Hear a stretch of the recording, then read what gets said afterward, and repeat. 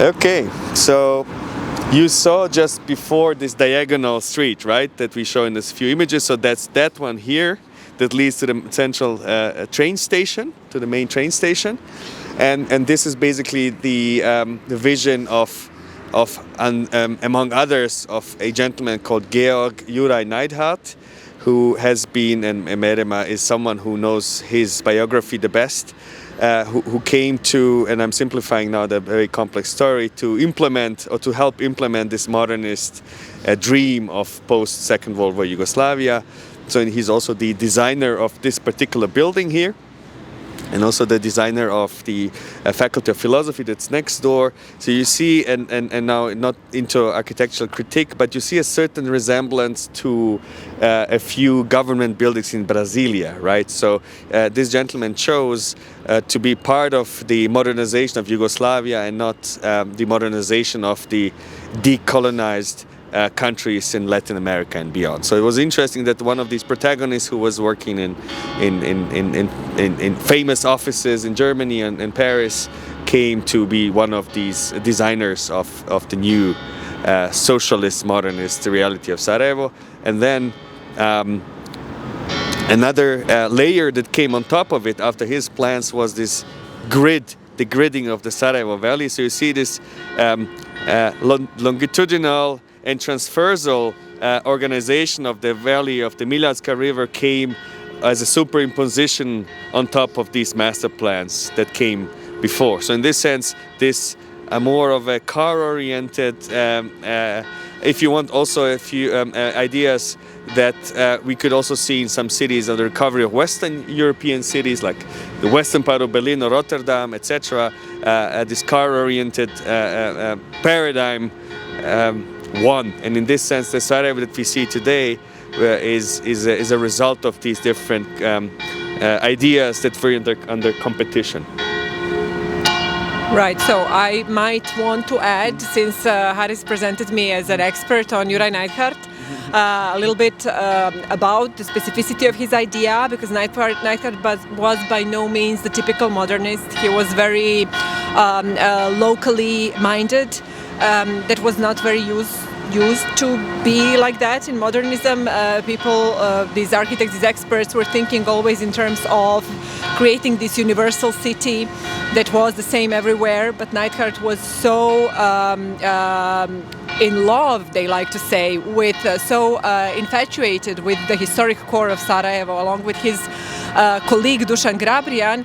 They did pioneering ethnographic research of these mahalas and the čaršija, and really argued that they were already modern, that this urbanism, this architecture that was created collectively, the vernacular architecture that was created collectively in these centuries ago, was actually already modern in terms of its simplicity, in terms of its link with the gardens, with nature, really this respectful, quiet approach to the existing geography of the Sarajevo Valley. And this is what he tried to scale up here and to really kind of organize this new center of Sarajevo as a continuity of these values that he found together with Dušan Grabrijan in the historical core of Sarajevo. So Haris is talking a lot about this diagonal for a good reason. We do not see the diagonal here. We're a little bit decentered, so we should be just there at the front entrance of this big shopping mall here to understand. Modernists were really interested in views. They liked to control the sequences, also in terms of experience, architectural sequences. So Neidhardt wanted to the travelers into Sarajevo, the guests that come to the train station, immediately see the nature of Sarajevo, which were these hills that at that time were less built up, so there were not these houses. And he was particularly in love with the hill that you see over here called Trebević. So he thought, and really if you pay a little bit of an attention to Trebević's profile, it's really plastic, he liked to say, so sculptural. It has this artistic quality of, as these modernists that liked Sarajevo liked to say, the nature is the greatest artist. So really wanted these travelers to Sarajevo to see this first as the main identity, let's say, of the city. So now, fast forward some decades, or even half a century even, this plan that Neidhart produced with this precious view, preserving the view towards the hills, was destroyed by the new vision that was mainly guided by this other characteristic of centrality, this fact that here is the place where the rent is highest, where the land is most precious economically.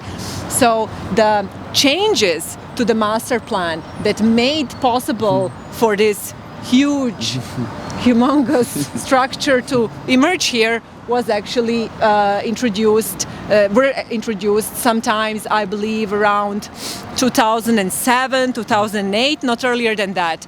And the area here that Neidhart imagined as this main square, this main public space of Marin Dvor, was basically erased by permitting this Middle Eastern investor to build this huge, very generic, I would say very questionable aesthetic even, architectural work.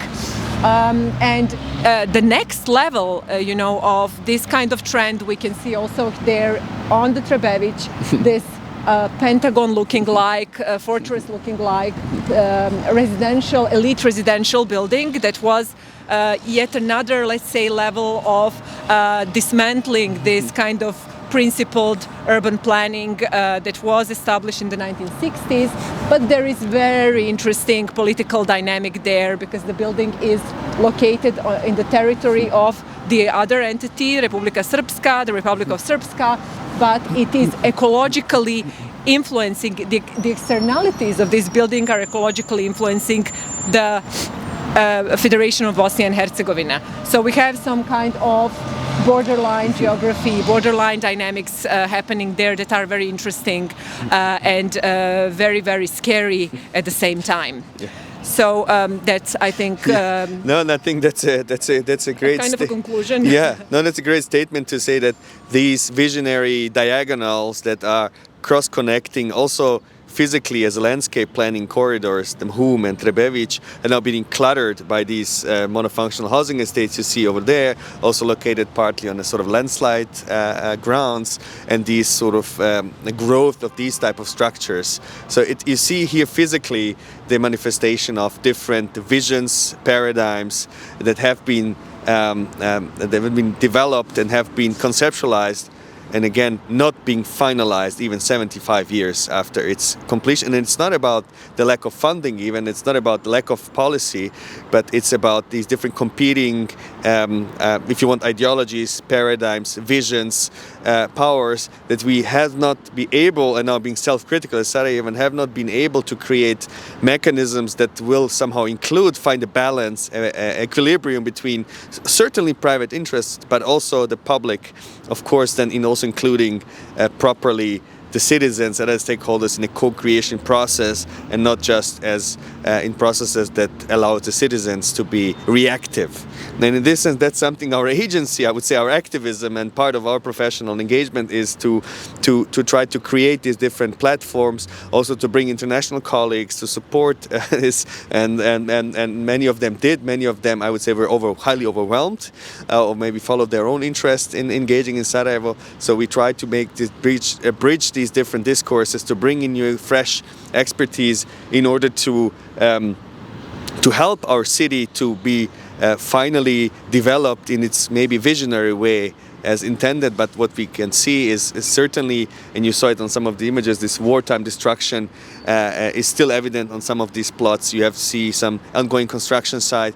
You see investments, and this is great. Sarajevo is an attractive city. Investments from the US or from the Middle East. So it is an attractive city, but how can this interest and how can this attractivity can serve its citizens, how it can serve its inhabitants, and not increase the, as we saw, and we will see it by walking in the direction of our workshop back in the increase of the air pollution, lack of public space, lack of green space, etc., that's ongoing now, and it's something that this city, and especially its epicentrum of its cultural, economic, and intellectual development and cultural development should be exposed to. And I think now we should walk to this part of the city that somehow overlaps the cultural creative museum district and the future science and technology campus. And we are here also in a very particular location for you, Caroline. So you see here,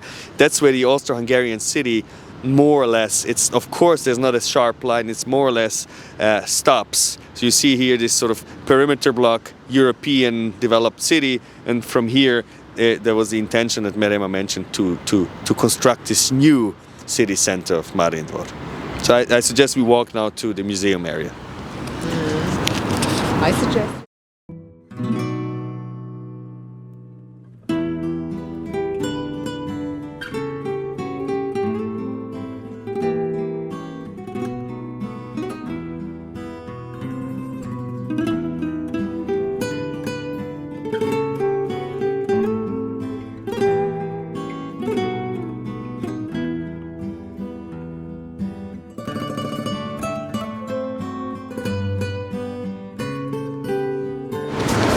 Počet ćemo na bosanskom ili BHS-u.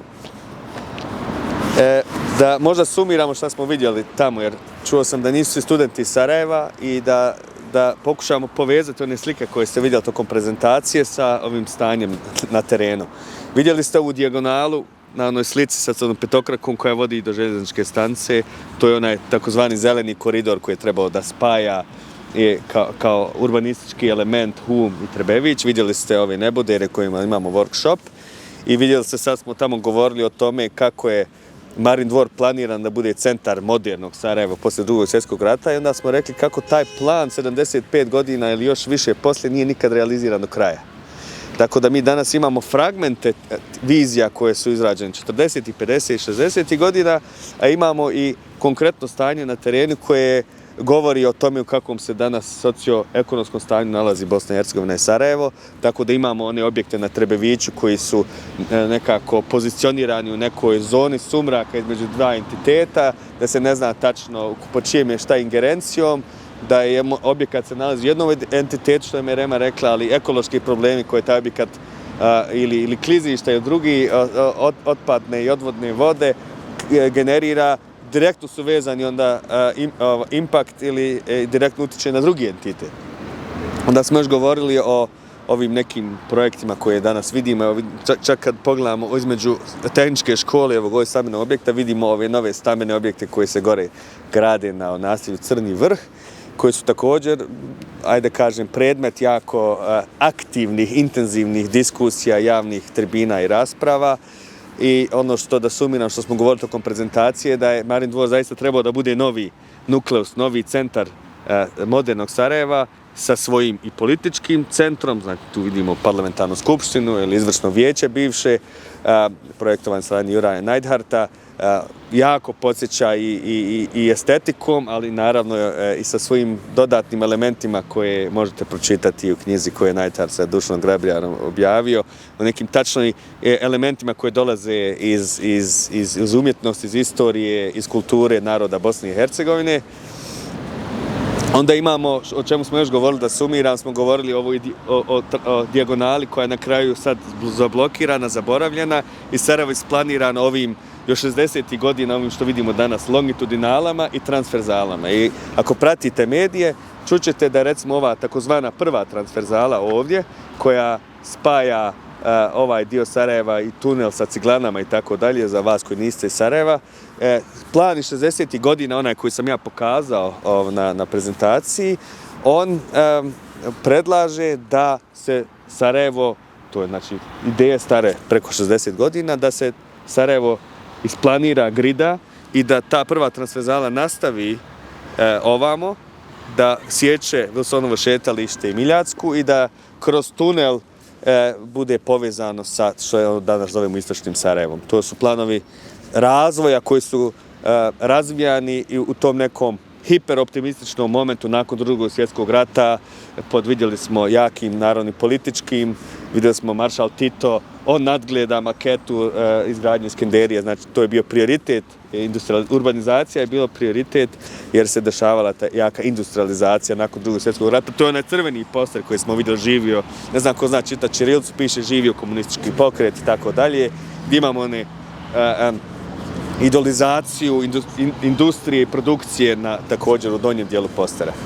Ono što se na kraju desilo je da evo i ovi neki objekti koji su izgrađeni, ovo je bivši muzej revolucije, današnji muzej istorije Bosne i Hercegovine. Mislim da ne moramo mnogo detaljisa da vidimo u kakvom je stanju, ne samo arhitekte među vama, nego i ostali. Vidimo evo u kakvom je stanju. Znamo i da ne idemo u detalje zašto je tako, ali ideja je da ovo gdje sad stojimo postane jedan kulturni, kreativni muzejski distrikt zajedno sa ovim muzejem savremene umjetnosti. Arsevi, to je isto projekat koji je projektovao jedan italijanski, jako poznati arhitekta. Taj projekat je star isto 25 godina, tako da projekti transformacije ovog dijela Sarajeva, Marin dvora su uglavnom projekti arhitektonski stari 25 godina, urbanizam stari preko 60 godina i nikako da izgradimo to što smo već zamislili prije mnogo desetljeća, a nismo ni u korak s vremenom onako kako gradovi danas trebaju da se planiraju, da ne kažem da je ovaj 15-minutni grad i ti paradigme, ali to su današnje neke teme od današnjeg urbanog planiranja, tako da smo nekako u raskoraku i da taj Marin dvor kao takav centar Sarajeva nikad nije do kraja izgrađen. I to je nešto što sad, evo Mejrema može vrlo rado dodati, je jako intenzivna debata o tome da li zaista treba ovu cestu ovdje produžiti, da li je to potrebno današnjem Sarajevu uopšte, da li je plan 60 godina danas aktualan, šta će se desiti sa ovim jednom od rijetkih zelenih površina u Sarajevu, Vesonovo šetalište, ne znam za vas koji niste, to je jedna od rijetkih aleja gdje se može prošetati i pored jako kontaminirane Miljacke, ipak je ugodno i ljeti i da li sad tu treba da bude cesta sa po 3 ili 2 trake. Postavlja se pitanje i ekonomske opravdanosti, pa i urbanističke i na kraju krajeva jako važno da li to doprinosi kvalitetu života ljudi koji tu žive. To je eto malo čisto da sumiramo zašto stojimo na ovoj ovdje lokaciji, o čemu smo govorili tamo kad smo stajali ispred parlamentarne skupštine Bosne i Hercegovine, ali dok se sad nisam vratio na engleski da uključim malo Caroline, da čujem vaša pitanja i ovo nije neka ex-katedra prezentacija, da vam nije, nego ovo je refleksija naša naučno, stručno, aktivistička, da pokušamo demistificirati i vama prikazati šta se to dešava u Sarajevu, šta se dešava u zadnjih desetljeća i šta se dešava danas. Ako ima neki pitanja. Izvoli. Sada Evropska komisija, ako sam shvatila, radi na tome da se ustanove ti 15-minutni gradovi, jel? Dobro. I Sarajevo je jedno od njih. Sarajevo je dio tog programa, da. Jedan od ne EU gradova. Da li je to moguće? Jer mislim, u suštini mi već imamo donekle evropsku infrastrukturu zbog tramvaja, zbog svega toga. Da li je moguće da se tu kod nas implementira uspješno? Pa to su paradigme ili skoro pa metafore koje imaju razne definicije. Šta je 15-minutni grad je grad koji, moja definicija je kritika ovog grada koji je planiran ili kreiran, izgrađen za potrebe, pa evo, recimo automobila ili velikih investicija i tako dalje, nego grad koji se vraća čovjeku. I ta 15 minuta je onako jako kritikovan broj, da li je zašto je 15, onda recimo grad u Švajcarskoj kažu pa nismo mi Pariz da bude 15 minuta, mi smo 5-minutni grad, to je totalno obzoletna diskusija, je li to 5, 10, 15 minuta, važno je da govorimo o reurbanizaciji gradova koji su planirani, možda izgrađeni na ne tako način koji omogućava visok kvalitet života, da vratimo mikroekonomske funkcije, da vratimo socijalne funkcije, da vratimo javni prostor. Tako Sarajevo jeste dio tih programa, ti programi također znače i ekonomski bit će postojaće investicije za to, ali evo kad govorim sa vama kao mladim stručnjacima, treba biti jako konstruktivan da tu paradigmu koja se formulisana u Parizu od strane gospodina Morena, ja s njim imam već razgovor sa 16. januara, da čujem njegov update o toj ideji i da vidimo šta to znači za Sarajevo. I to bi trebalo biti vaša uloga Da vi demistificirate šta ta paradigma znači konkretno, evo za ovu ovdje lokaciju ili znači za reurbanizaciju ili kako već Marin dvora, da nam se ne desi to da nekritički adaptiramo neke definicije koje dolaze iz nekih drugih sredina i na kraju pod nekom i krinkom europeizacije, onda mi to implementiramo bez kritičkog razmišljanja. To, po mom mišljenju, ne bi trebalo da se desi. Moramo mi biti uključeni da prekrojimo plana Sarajeva. Da. Mogu li ja da dodam, samo izvini, obzirom da je, vidi što je sladak ovaj mikrofončić, da upravo ovo što si rekao je ono što sam ja pokušala da kažem kada smo govorili o New European Bauhaus i da dam primjer koji je jako dobar upravo takve prakse, odnosno prakse kakvu ne želimo. Ove godine je u maju, evo ne znam da li ste kao mladi arhitekti to na neki način ispratili, se desio jedan izuzetno značajan, ja bih rekla odsudan događaj za Sarajevo, kompletiran je novi urbanistički plan kantona i bio je po zakonu stavljen na javnu raspravu, zato što to mora da se radi, jer je to neko pozitivno nasleđe, procedura, zakon koji smo nasledili iz prošle države, kad je utemeljen u stvari taj sistem urbanističkog planiranja kao nauke i kao jednog javnog servisa, garanta javnog interesa. I jedna od tih glavnih, da kažem, brand slogana tog plana je bio upravo 15-minutni grad. Znači, svi ti urbanisti, počev od onih koji su zaista direktno planirali plan, pa do direktora zavoda koji je istovremeno i politička funkcija, kao što to uvek biva, su jako voljeli da istaknu da je taj plan pravljen u skladu sa principima 15-minutnog grada. A onda uz to serviraju jednu takvu ideju da unište jedan od najlepših, najbitnijih javnih, otvorenih, zelenih prostora u gradu, gde vi u stvari možda i najviše konzumirate, odnosno tu ideju 15-minutnog grada kad hodate od tačke A do tačke B i lepo vam je. Imate divan prostor, divno okruženje. To je upravo ovaj segment ovdje gde bi ta duša tog 15-minutnog grada trebala zapravo da bude. Ali urbanisti su voljeli da kažu da je to 15-minutni grad, a u stvari su planirali nešto sasvim drugo.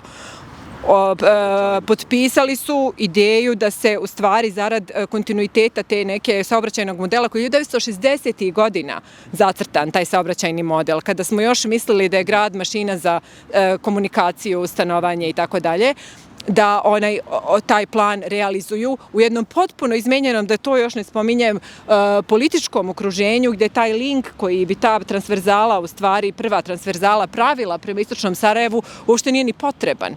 Nije više ni potreban kao takav. Znači, vodio bi najdalje do Grbavice. Ali su oni odlučni da to mora da se radi. Ja imam svoju teoriju zašto, evo možda nije politički korektno da o tome i pričam ovako u stručnom nekom okruženju, pa možemo to, ali evo da kažem da je to jedan školski primjer nekritičkog prihvatanja koncepata, nedovoljnog udubljivanja u njih i jednog površnog kačenja labela koji zvuče progresivno, a u suštini nisu zaista ugrađeni u plan.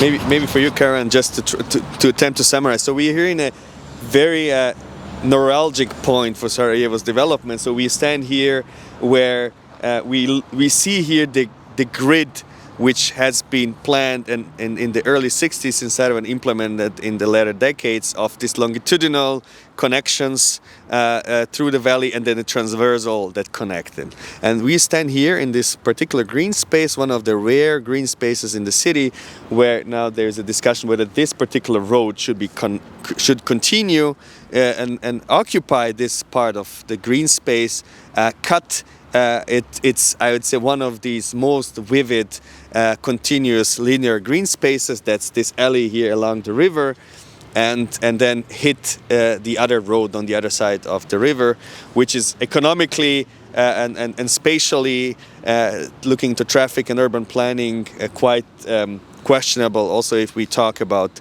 the new urbanistic plan of Sarajevo that Mejrema pointed out, has been now proclaimed to be done under the 15-minute city paradigm. And if this is car-oriented, 60-plus-year-old ideas, if this is the most relevant ideas, and these ideas that Sarajevo's 15-minute city development should be based on. And that's why what we said, this transversal that we will see, this transversal that we walk, see how it cut this diagonal line that we showed in the presentation, and how this basically, what you see here, is not yet the finished urban or the construction of the new city center. So here you see behind us, that's the former Museum of Revolution, celebrating Tito's and partisans' victory in the Second World War over the Nazis, that has been renamed into the Historical Museum of Bosnia and Herzegovina. As you see, architecturally also in a very bad shape. You see, it looks like this is a national museum in a European country, in the capital city of a European country, and that's how it looks like. It doesn't really look as if it's occupied. It looks like, exactly, it looks like a derelict, or in best case a squatted building, and this is there are many reasons why it's that, but and this is for sure should become the future museum, cultural, creative district of the city. See, these buildings must be reactivated, reused, refurbished. Also, the campus that university campus that we mentioned a couple of times is on this left-hand side of the National University, or the State University in Sarajevo. Now, a quarter of its original plot is now being occupied by the American Embassy. And then the other 3/4 that are left for development also look quite dystopian or post-apocalyptic, if I may say. So in this sense, the construction of the science, technology, university district, the creative district, the museum district, then if you want, the business or the political center. So this particular building with this green glass you see in front, that's the parliament, central parliament of Bosnia and Herzegovina. That's the now called the National Museum, that stems from the Austro-Hungarian period. So you see here a conglomerate and a collection of discontinuities, if you want, and this is why we are here, why we are tackling this particular neighborhood, because it has been envisaged to be the new city center, and it still has the chance, and that's why we're still not giving it up, despite quite heated debates regarding now its discontinuation through this new road, through large-scale skyscrapers that are being planned just also here a few hundred meters from here. So it's a quite a heavy, debated, discussed piece of land, and this is what's going to guide also the future development of the city. And I hope, again, this workshop and many other activities that we conduct, we have the aim to contribute positively to its development. And now we will go to the last point, and we will see a bit how this future vision has been realized or unrealized. You're on the future green diagonal that was supposed to connect these two hills. So you see here how it, you saw the vision, right? Yeah. So this image of this building with the red cross, that's red cross. The red star is of course the building on the back. This is the main train station. So we had this vision of this future modernist city, right? And this is how it ended up, having this diagonal being now cluttered by cars and by this quite fragmented development. So I think you saw, right, this, in this little walk, what type of deactivated, unused spaces, fragments, unplanned details, etc. You and Mejrema, I'm sure she told you about the mechanisms behind. Why is it that case? Why does the intellectual, cultural, political, economic center of a European country looks like it looks like? Yeah. So that's something that we and there's a different, as you asked about activists before, and our as professionals, and as Mejrema says, professionals with a certain level of knowledge that we have, and maybe being critical with the instruments, how cities are being planned. There's no other way to get active in its development, to have a positive influence, besides also inventing new mechanisms. And this is why this, what we call activism, is happening, or how we do it to try to instigate an international collaboration within the development of Sarajevo. So this was our agency of finding new ways and new mechanisms and new formats that were with combining academic. I mean, a lot we did through our academic scientific research that we did in Switzerland or in Barcelona or in Berlin. Or a part of it is our teaching or agency or our volunteer work within the Bosnia and Herzegovina Future Foundation. This is a foundation that collects, that gathers all these young people here. We do it entirely, of course, in a voluntary basis. So we are here today volunteering, and all of us here to make this conversation happen, or actually invest our time and our resources and our energy and our knowledge. And in this sense, this is also a format that we invented trying to have some sort of a discussion, or trying to at least share our experience to the younger generations of what we would have been trying to do and what happened with the city. And I think this is a particularly emblematic neuralgic point where we see how the vision of the green corridors, of a healthy, human-centered, inclusive city has been intended, envisioned, but ended up in this conglomerate of, as you see here, commercial retail buildings that are necessary, of course, in a city, but ended up in this fragmentation of derelict, decaying buildings. Is it housing, or is it the National Museum we just saw on the other side of the street? So this is a bit the result, and what we're trying to change is to find ways to positively influence this development. And this is why, again, I think standing here shows a bit the future ecological issues of the city, show the current ecological or sustainability issues with all these thousands of cars you see here, that is basically how an anti 15-minute city looks like in its renderings. So in this sense, if the city should indeed become the net zero city, which is now as part of the European Commission's program of the 15-minute city, many things will need to change. And we are on the go to figure out how can we influence this development. Is it through trying to talk to motivate the young generations, trying to bring international colleagues, trying to be active in professional associations, or trying to again invite also new or tell people like you what's happening without, hopefully it doesn't sound all too choleric or melancholic, but we really aim to have a positive influence. That's why we are also glad that you're with us today.